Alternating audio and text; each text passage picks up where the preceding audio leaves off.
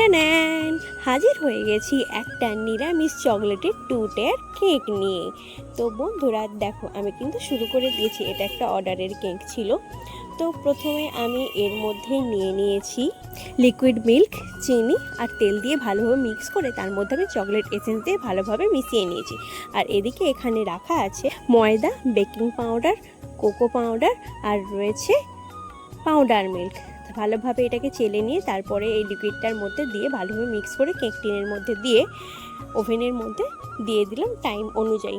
তারপরে আমার কেক তো রেডি হয়েই গিয়েছিল। আর এদিকে আমি ক্রিমটা কিন্তু বিট করে নিয়েছি।